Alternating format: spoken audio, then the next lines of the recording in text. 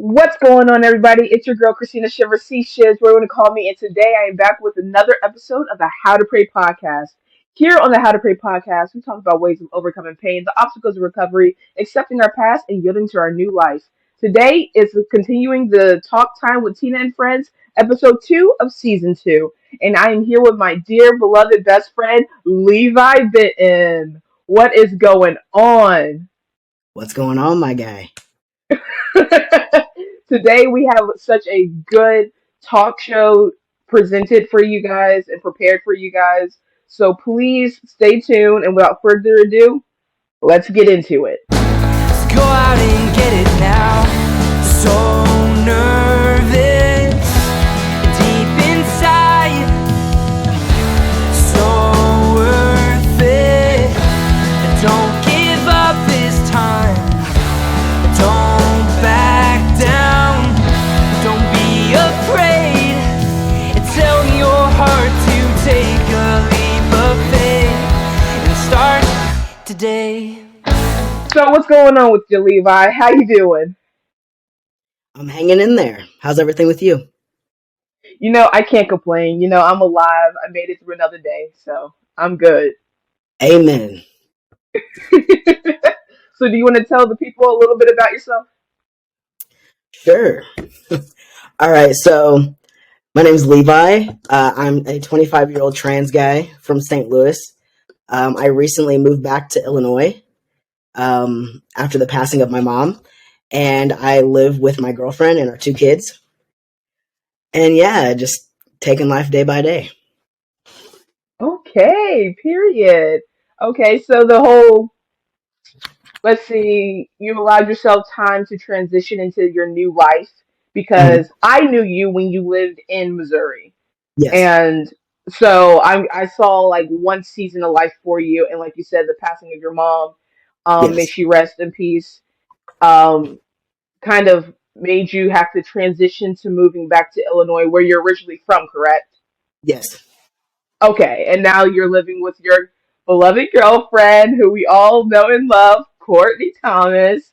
That's right. Um, but no, I'm so grateful that you decided to come on today and tell a little bit of your story. And this is a safe space, so you can talk as much as you want or as little as you want. No judgment here. We all know, we all love you, so we just gonna get into it. All right. Right. So I wanted to just kind of just jump right in. I'm not one to sugarcoat or beat around the bush. You already mentioned you are a trans male. Is that the Mhm. proper terminology? Is trans male, right? Yes, yes. Okay, just wanted to make sure. Um, Pronouns he, him, Mhm. and I mean, you look good. Gosh darn it. Thank I'm you. sorry. But the glow up from the first time I met you to now, ridiculous. But Thank I wanted you to kind of come on here and tell your story about being a trans male and like what that meant for you, what that was like how it felt coming out, how long did you know before coming out, and like just tell us who Levi is. you. Okay. All right, period. So when did you come out as trans or as part of the alphabet originally? So I originally came out like as bisexual whenever I was like in high school, like beginning of high school. But then a little bit later on, I came out as lesbian, whatever. I, lived my life, as a gay woman for a while. But then in 2019, I came out as gender fluid for a little bit, just to kind of ease my way into it, and yeah, I mean, I just kind of decided to come out in 2019 because I knew it was the right time. Awesome, awesome. And before 2019, so you said in high school, did you know how long before high school did you know who you were becoming more so, or who you were already, if that makes sense? Yeah. I mean, like I really knew when I was like 14, 15, just because Hmm. like I kind of started, dressing different. I just knew in my head that I wasn't a female, but I didn't act on it because I didn't know much about it. I didn't. do any research or anything like that. I just kind of was like, this is, you know, a little weird, but I'm just going to go with it, And then I kind of, started getting more into it and learning more about, the trans community. And I was like, that's me. That's who I'm Yeah. supposed to be. And what was your greatest fear with coming out? Definitely losing friends and family, which did happen. So Oh, yeah, that that's was definitely unfortunate. a big thing. Hmm. Would you have, knowing what you know now, would you have came out differently? Would you say? Mm, I don't think so because, like I said, I kind of eased myself into it. I Hmm. didn't jump and kind of, be like, "Hey, by the way, I'm trans." I came out as gender fluid first because I didn't know what the response from people was going to be, and I, already not having very many friends, to begin with, it was kind of like, I don't want to come out because their view on me might be different if I do come out. So I came out as gender fluid, but more male leaning. And that's whenever I kind of started saying, call me Levi, use he, him pronouns, you know, and it just felt right. You know what I'm saying? So I just kind of went on from there. That's awesome. And I kind of want to break down a few terms that you've been using only for the Yes. people at home. So, like growing up, I Yeah. didn't know much about that. You know what I mean? Like about transgender, the LGBTQ plus community. I didn't know much about it because that wasn't who I was. Right. And I didn't hang out with those people not because I didn't want to, but because they just weren't around. You know what I mean? Exactly. And then when I started going onto social media and when I originally started like following Cimarelli and like getting all my mutuals, and then I'm realizing that there's a whole community out there that I was never exposed to, Right. and who is like the most accepting community out there, no matter the race or religion or whatever. Like if you are a part of the alphabet mafia, like they like to call themselves, then then you were like all inclusive. And that's something that I truly respected because for y'all to be a community that is so belittled or talked down about so often and like common, like casual conversation, y'all Right. have like the greatest, like the highest spirits, and y'all are the most accepting. And I guess that's why most of my friends, yeah, most of my friends are part of that community. Is because Yes. I've found that I am loved genuinely by people that come from that community. Whether that's by coincidence or whether that's just because they come from that community, I genuinely love hanging out with um them as like a whole. And like I just kind of want to know, like, because I don't have that that what can I say? I don't have that experience. You know what I Right. mean? I grew up, yes, I had my tomboy phase and things like that, but that's nowhere near as um like as advanced as transitioning.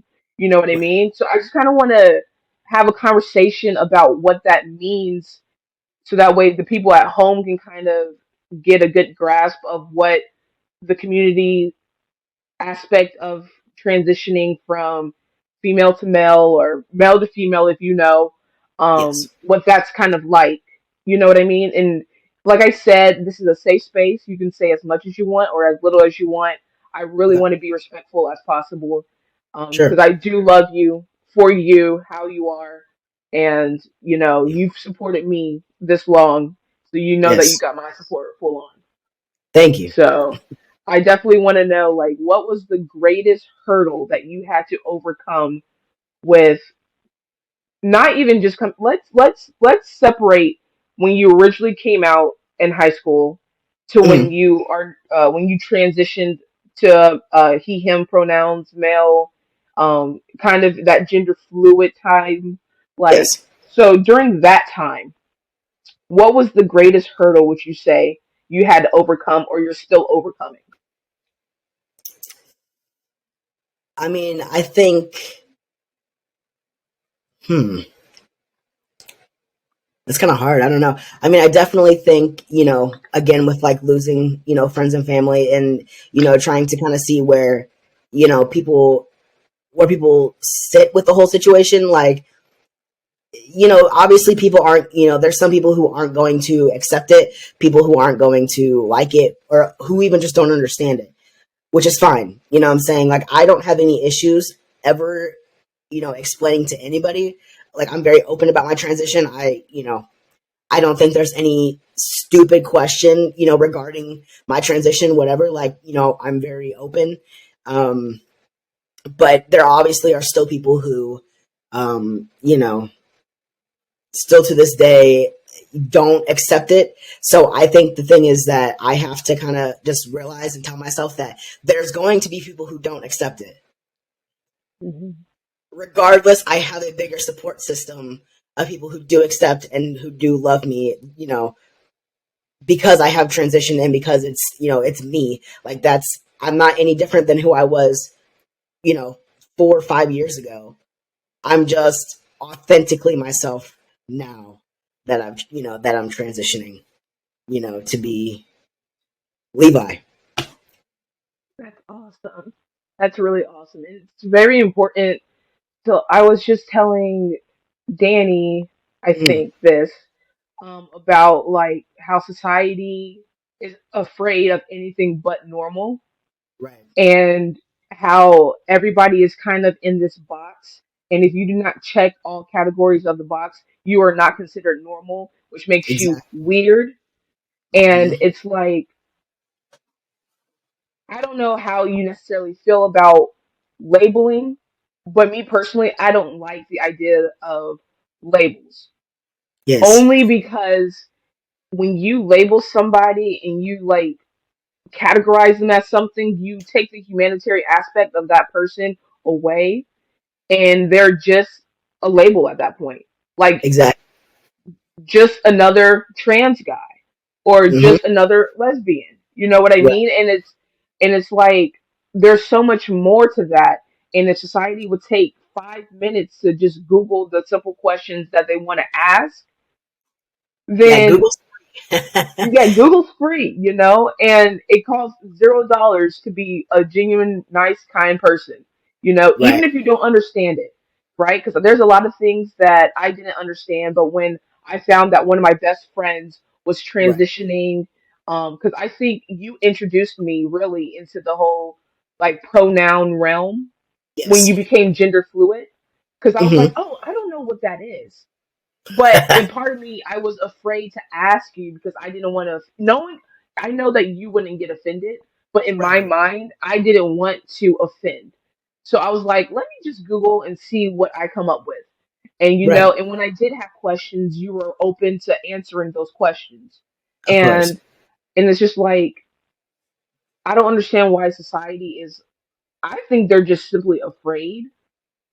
And I don't know why they're afraid to open that door to acceptance and open mindedness. Yes. Like, because at the end of the day, Levi's Levi, Christina's Christina. I live my life one way. You live your life another way because we're different.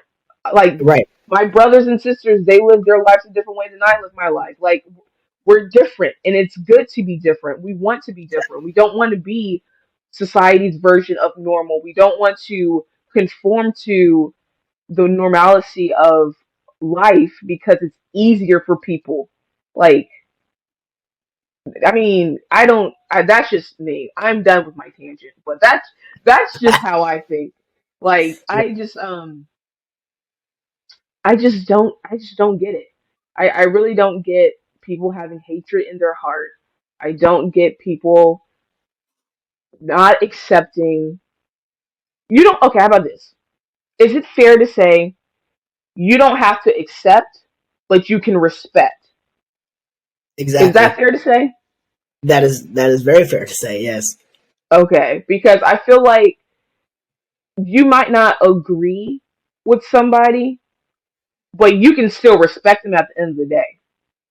Yep. So, that like it's just I just wish that the world was more open minded, to something different. People have been doing this for centuries, where it's just male, female, that's it. You can't be anything more, you can't be anything less, you can't even switch, you can't flip flop. But it's just like, if that's not who they were supposed to be, why would you force them into a characteristic that doesn't fit them? Right. It doesn't sit right with me. Like, I would hurt more knowing that you decided to stay in the closet, or you decided to not transition because you were afraid of what society might view you as. There is that fear is still there. I'm not knocking or invalidating that by any means. That fear is still there. But I'm so glad that you took that step to better your life, and Thank you you. found who you truly are, who you've always been. You know what I Yes. mean? And that's why I'm so excited to hear your story and to like share your story, because so many people out there are afraid to either come out, or they came out to their friends but not to their family because they're afraid of the backlash, or they have came out and the backlash was something real and their family no longer like accepts them, and it's just like, you're not alone. Right. I always say blood does not make you family. I have family that I did not give birth into, but they are my main support system. And like you Exactly. said, you have more support than you did negative spirits. And that's like, I'm so glad that that's been your experience, you know. Right. But yeah,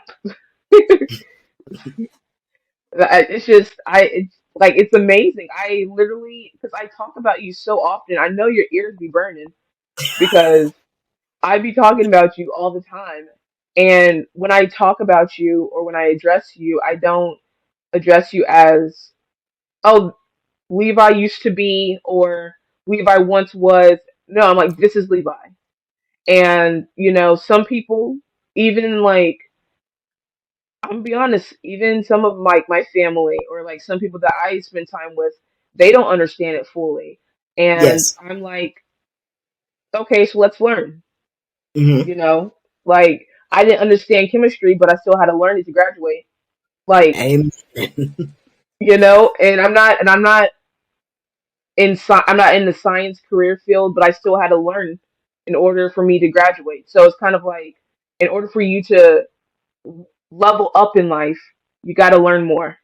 You have Right. to. Like you said, Google is free. Takes 2 seconds. You can get 1.4 billion responses in 0.0086 milliseconds. Like, just Google. I did.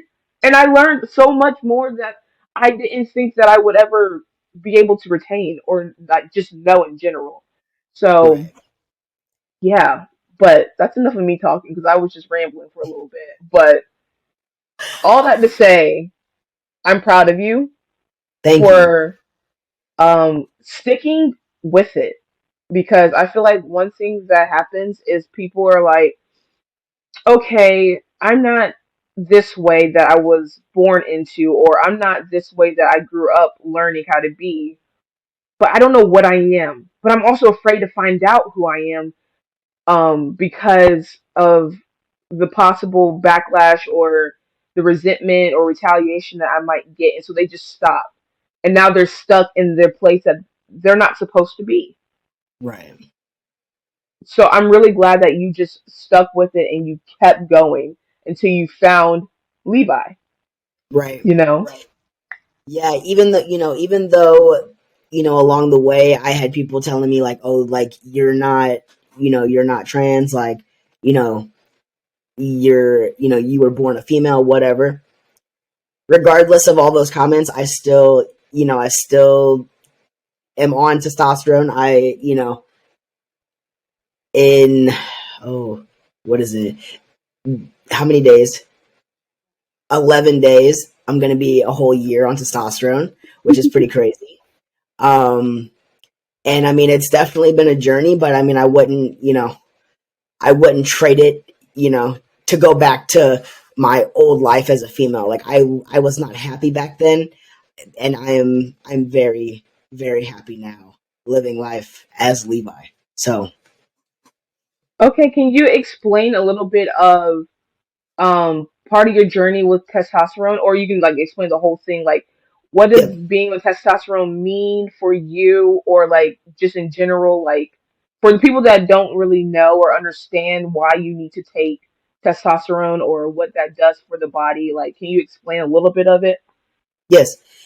So pretty much, I do testosterone shots every Monday. Um, so I do intramuscular. There's different types of shots. There's sub-Q, intramuscular. I do intramuscular, obviously. So um, pretty much, you know, I will be on these shots for the rest of my life if until I choose. If I get to a certain part in my transition, I can stop them. Obviously, some things will try to reverse themselves back, but obviously other things are also permanent. But I plan to stick it out, for the rest of my life because, that's just, what I need to be myself. But, pretty much the testosterone, obviously, transitions me to a male. There's, you know, many side effects that come along with that, unfortunately. Like, you know, oily skin, acne, wanting to sleep all the time, you know, but there's also some good things that come out of it as well. Obviously, switching genders is a big thing, voice drops, muscle mass, body fat distribution. There's a lot of good things that also come out of it as well. But there's also other forms of it. There's testosterone gel. There's, shots. There are pills that you can take. There's injections that you can get, like they're like little beads that you can get put up underneath your skin that last for like 3 months that just kind of, go within your bloodstream, whatever. There's many different types of options. I just chose the shots because that's like the most like generic, I guess, and quickest way to see results, I think. Hmm. Um, but yeah, I mean, like I said, testosterone. Obviously, there's some days that I don't want to do my shots, because it's kind of tiring. I'm not gonna lie. My levels can be all over the place, so I have to get blood drawn every 3 months, to make sure that my T levels versus my estrogen levels are kind of, not battling back and forth, pretty much. And that my blood's not too thick and things like that. Which I've not had any issues so far, so that's pretty good. Um, yeah, I don't know. Testosterone is just something that I have to take for the rest of my life, but it's definitely something that has changed my life for the better as well. So, you know, I don't That's think that I'm ever going to stop taking it. that's awesome. That's awesome. And I know like you were talking about having some days where you don't want to take the shots. Do you find yourself, I know that you're a completely different you're in a different season of life now Yes. than you were before your transition, and I just kind of want to know like what do your bad days look like now in comparison to what they used to look like? Because we all have bad days, I'm sure. Right. And I don't want people to just assume that every part of their journey or their life is going to just be candy drops and roses and things like that. So I kind of want to get into a little bit of a deep moment of what does what does a bad day entail for you? So the weeks kind of differ, because, some weeks can be, well, usually because I take my shots on Mondays, so the very beginning of the week, it's kind of like a roller coaster in a sense because it's at a very high, at the beginning towards like the middle, but as soon as I get to like Saturday, Sunday, I'm in a complete, downward because my body is like, you know, I need the testosterone. What I'm saying? It's kind of like Hmm. I mean, it is a, I guess a drug in some sort, you know what I'm saying? But, because people can have withdrawals from it, and they can, you know, get very angry from not having it, from not having it. But I definitely think that, some of my down days, I mean, I just kind of, just get in this little slump, and or I get kind of angry because of, the mood swings that do come with testosterone, unfortunately. Um, and it's not something that I can control. It's, I just kind of get moody, and it's not, I don't try to ever take it out on anybody, but unfortunately sometimes that's not the case. But, you know, I'm working on it, and it's definitely something that, but I'm glad that I have a great support system, so I make it through, but it's hard sometimes. It's, you know, it's definitely all over the place, but it's, I still wouldn't trade it for anything. So, what would you say gets you through those hard days or those hard weeks, rather? I know you say you have a great support system. Is there like any kind of coping mechanisms that you use or techniques that kind of get you out of those slumps because because you said that you have to wait a Right. week to take your next shot, right? Yes. Okay, so what do you do in that time period where you feel yourself kind of decreasing a little bit, but you don't want to turn into something other than your happy-go-lucky self? Right. Um, in all honesty, like I just try to do things that make me happy. So, um, you know, usually every Saturday, we're down in St. Louis at a drag show, which is pretty fun. Um, I listen to music. I'll just, we'll lay in bed, we'll listen to rain sounds, and, or we'll watch TV, and we'll just kind of cuddle and watch movies, whatever. And it's just, it's good not going through it alone. It's Mm. having that person that, can be there for you, and can, like, help you through the hard times, because, like I said, it is hard. It's not all rainbows and butterflies, like you were saying. It's majority of the time, downward spirals. But, I just try to do things that make me happy. So whether that be, like, photography, videography, music of any sort, just anything in regards to social media, like, I'll just try to chill and relax and just take it easy, and just, tell myself that Monday is just right around the corner. I just got to kind of be in high spirits, and just, it's not going to last forever. So, yeah. That's awesome. That's like a great mindset to have.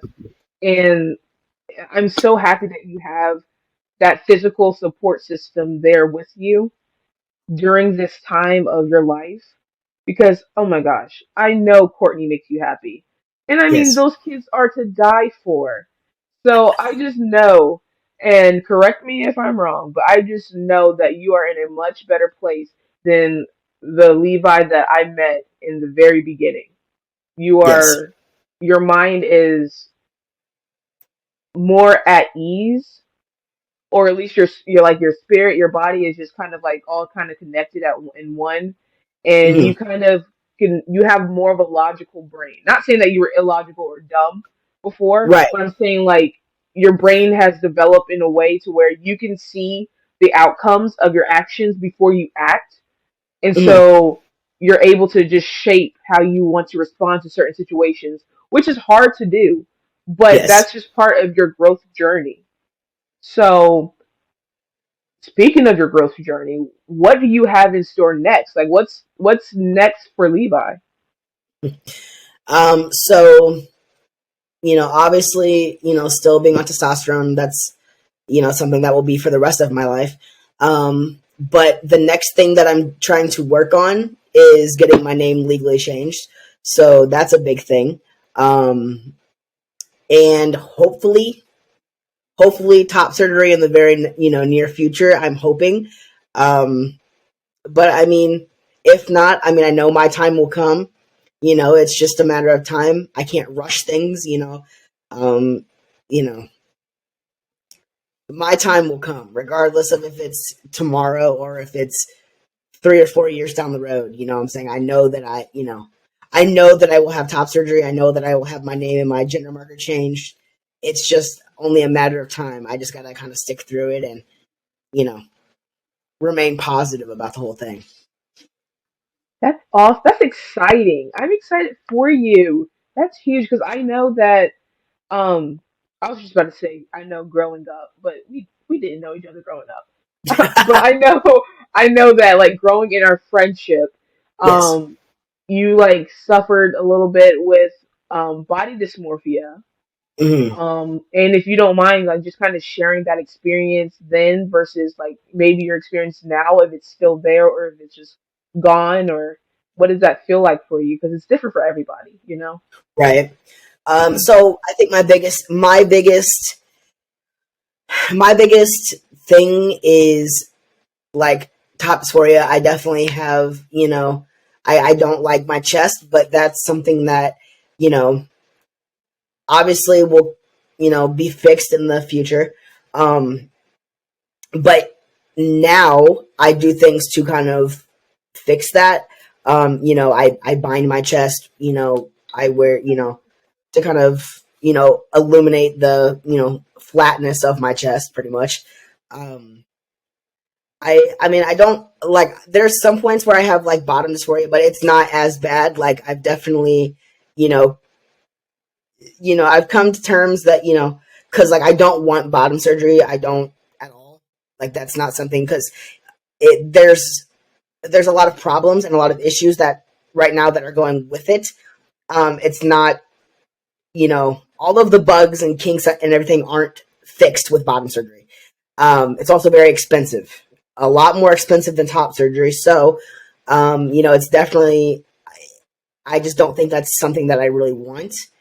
Um, but I mean, I don't really have, I mean, there's, with my body, obviously, it's with testosterone, with a lot of the fat distribution, it has, I've kind of lost my hips, so I don't have those anymore. It's easier for me to gain muscle mass. So those, in a sense, have also helped me, you know, I guess look more masculine, like feel more masculine. Um, but yeah, I mean, it's, you know, I don't really have, I mean, like I said, I have top dysphoria very bad, but, I try to do things and I try to, keep in a positive mindset that, again, it is something that is going to come to me, just maybe not right now. Mhm. So, I just keep that positive mindset and, just live my life and, try to fix it, as much as I can, but some days are some days are worse than others, obviously, like if I can't bind my chest, obviously it's, you know, in a sense it's because to myself as a trans guy, I obviously see my chest, more so because I know it's there, and I feel like if I'm out in public and I'm not binding or whatever, I feel like people can see that when I know it's not anything that they're focusing on. But to me, I feel like that is the only thing that they see. They don't see me as a male, whatever. So, sometimes it can be hard, but it's definitely something that I've learned to kind of try to just put behind me and just realize that again, it will come in due time, just not right now. Mhm. Okay, well, I will pray that your top surgery not only comes when it needs to, but is successful and it does what it needs to do for you. Thank you. I really mean that from the bottom of my heart because if anyone deserves happiness, if anyone deserves to feel accepted, if anyone deserves to feel like their true selves, it is definitely you. Thank you. You are such an amazing human being, such an amazing friend. Y'all, I'm just going to brag on him for a moment because people don't he's the behind the scenes guy. He doesn't he doesn't flex and flaunt, oh, I did this for so and so, I did that for so and so. I could do this for you, I could do that for you. No, he just does it. And he does it with a genuine heart and soul. And it's like it's really like the greatest blessing you can have in a friend.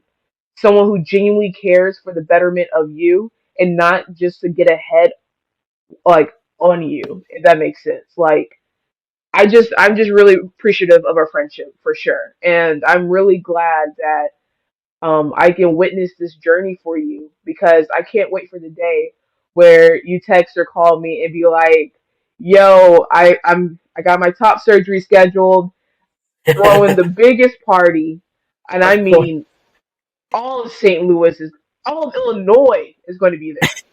Do you hear me, my guy? Yes, ma'am. I'm sending out carrier pigeons. That's what I'm doing. No, but I'm really happy for you. I'm excited for you. Do you have any advice for anybody that might be in a similar situation that you were originally in and is trying to either find a way to release themselves of hiding who they truly are? I mean, first I want to say that, if you don't feel comfortable or if you are not ready, definitely do not push yourself to come out. Because I mean, I do understand, being in the situation where you aren't accepted, and it is very scary, to come out. It is very scary. Um, I mean, if you feel comfortable and you feel ready, if you feel like you have enough support and you feel like it is the right time to do so, gladly come on out. We will all accept you as as you are. Um, it's definitely hard, and I would say that if you are under the age of 18 and you are thinking of starting hormones, I would say to definitely see a gender therapist. That is a big thing, because it might be something that you feel is right in the moment, but maybe 10, 15 years down the road, you're a full, transition male, and you're like, this is not what I wanted. This is not what I want. I still see myself as a female, whatever. You've gone through that transition, and there, I mean, obviously people detransition, which is not a big deal. You know, I'm not talking down on, people who do so, but it's definitely something that you need to be sure about because it is permanent. You know what I'm saying? Like there's a lot of things that will not reverse themselves back. Which, I mean, in reality, nothing will ever go back to the way that it was if you start hormones. If if you decide to do anything like that, whether it be top surgery, if even before you start hormones, if you want to get top surgery and you can do so and you can afford it, great. But again, make sure that it is something that you want, because once top surgery is done, I don't believe that it is reversible. But and I think another thing is, I know whenever I had first started transitioning, I didn't know where to start, where to get information about starting hormones. But I know, so I went through Planned Parenthood originally, which I would not recommend. I'm not talking down on Planned Parenthood at all by any means, but they are very hard to get a hold of, and they will not help you with any of your needs, or needs more so, because it is things that you need. Um, so um, I mean, recently I think I'm switching it up, but I did go through a trans healthcare called Plume, which is a little bit pricey. It's like $99 a month, but they cover all of your hospital payments, or not hospital payments, but like all of your clinic visits to go get your blood test done, things like that. Um, and I mean, like, its own, it's like an app pretty much. Like they have like their own little healthcare pretty much within an app, that you can download out of the App Store. Um, and I mean, obviously, Planned Parenthood is also another option if you choose to do so, because they are also informed consent. So if you are over the age of 18, definitely check out either Planned Parenthood or Plume. But yeah, I mean, like I said, I'm always open, to questions. My inboxes are always open. I'm on pretty much every single social media. So, if anybody ever needs to get a hold of me or, whatnot, I'm sure you can find me on social medias. Just reach out. And if you have any questions, whatever, I'm open to answer anything. Nothing is ever a stupid question about transitioning or, being trans, whatever.